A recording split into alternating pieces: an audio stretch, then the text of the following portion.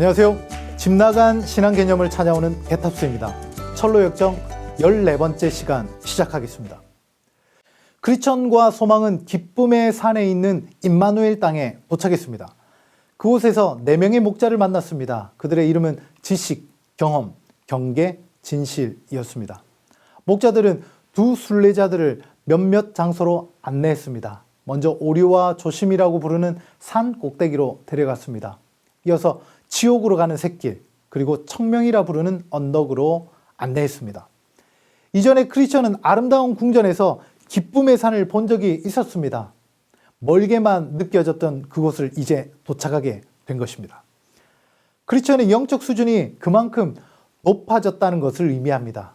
수많은 고난과 역경을 이겨내는 가운데 영적 진보를 이룰 수 있었습니다. 두 사람은 복음의 지식과 체험으로 영적 진보를 이루었기 때문에 높은 곳에 위치한 기쁨의 산을 기꺼이 올라갈 수 있었습니다. 하지만 많은 사람들은 영적으로 높은 수준에 이르기를 원치 않습니다. 왜냐하면 그것은 더 많은 자기 희생과 수고가 요구되기 때문입니다. 그래서 어떻게 합니까? 자신이 생각하는 영적 수준을 정해놓고 적당히 신앙생활을 하려고 합니다. 하지만 이것은 매우 위험한 태도라고 성경은 말합니다. 영적 진보를 나타내기에 게으른 자는 열매가 없으며 구원의 은혜를 망각하고 결국에는 실족할 것이라고 말씀합니다. 크리스천과 소망은 기쁨의 산에서 목자들을 만났습니다. 목자들은 두 순례자가 어떻게 여기까지 이르게 되었는지를 물었습니다. 왜냐하면 기쁨의 산까지 이른 순례자들이 많지 않기 때문입니다. 그리고 진실한 하나님의 백성인지도 확인하고 싶었을 것입니다. 존 버녀는 순례자들이 목자들과 대화를 나눌 때 땅에 주저앉지 않고 자신들의 지팡이에 기대었다고 묘사합니다. 이는 하나님의 말씀을 주의 깊게 겸손히 들을 준비가 되어 있음을 의미합니다. 목자들은 복음 사역자들을 의미합니다. 목자들의 이름은 지식, 경험, 경계, 진실이었습니다. 4명의 목자 이름은 복음 사역자들에게 반드시 필요한 영적 자질을 뜻합니다. 지식이라 이름하는 목자는 성경에 능한 것을 의미합니다. 목자는 정확한 성경의 지식을 가지고 있어야 합니다. 말씀으로 양떼를 먹이고 거룩하신 하나님을 보이고 인간의 죄인됨을 증거하여 하나님을 의지하도록 만들어야 합니다. 목자는 지식만 있어서는 안 됩니다. 반드시 마음의 역사하시는 성령의 역사에 대한 체험이 있어야 합니다. 존 버녀는 특별히 성령께서 영혼을 거듭나게 하실 때 일어나는 영적 현상에 대해 잘 알고 분별해야 함을 강조했습니다.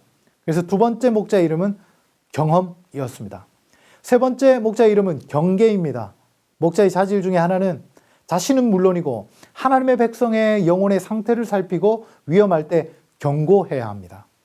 사단의 시험 앞에 있는 성도들에게 주의를 주고 고난 가운데인 영혼을 위로하며 낭망한 자들에게 용기를 주어야 합니다.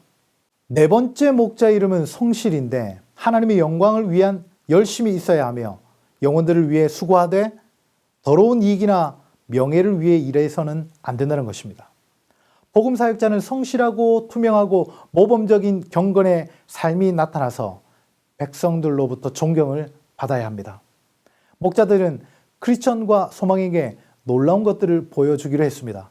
목자들은 두 순례자를 오리의 산 정상으로 데리고 갔습니다.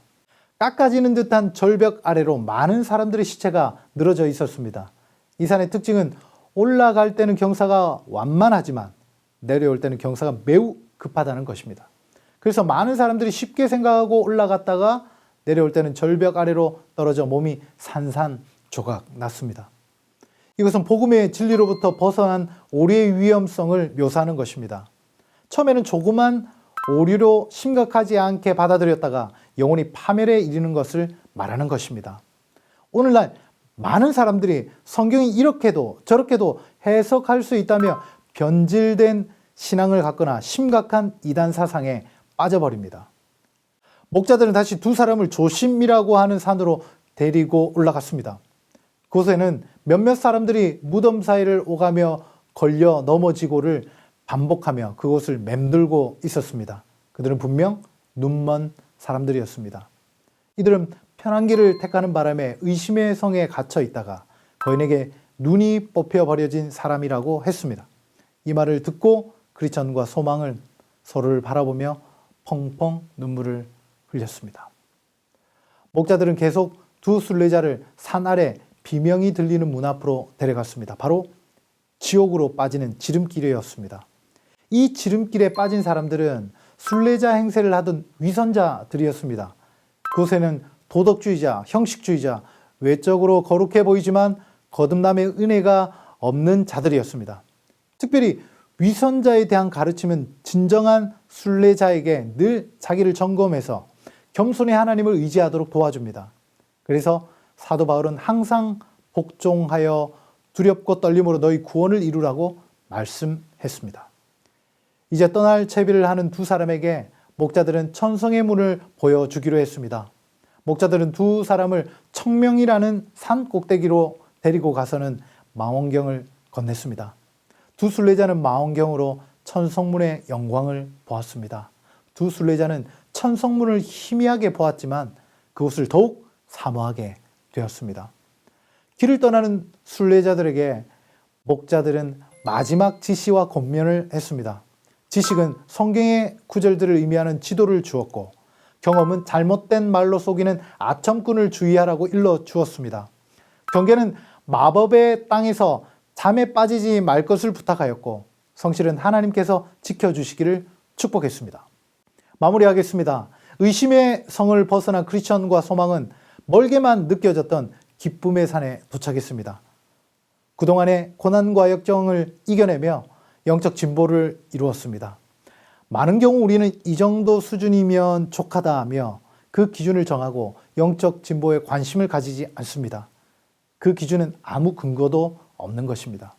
성경 오히려 이야기합니다. 끊임없이 영적 진보에 힘쓰지 않으면 결국 실족하게 될 것이라고 말입니다. 4명의 목자들을 통해서는 복음 사역자들의 자질들을 살펴보았습니다. 이는 꼭 목회자들에게 국한된 말은 아닙니다. 우리는 가정에서, 주일학교에서, 직장에서 누군가의 목자이기 때문입니다. 하지만 특별히 여러분 교회의 목회자들을 위해서 4가지 기도 제목을 놓고 기도 부탁드립니다. 특히 이단의 가르침을 조심하시기 바랍니다. 이단은 처음부터 그들의 정체를 드러내지 않습니다. 마치 오류의 산을 오를 때는 완만하듯이 조금씩 우리의 영혼을 혼탁하게 합니다. 하지만 결국 우리를 가파른 절벽에서 밀쳐버립니다. 편한 신앙생활을 경계하시기 바랍니다. 잠시의 편함에 영적인 눈을 잃어버릴 수도 있습니다. 지금까지 집 나간 신앙 개념을 찾아오는 개탑수였습니다.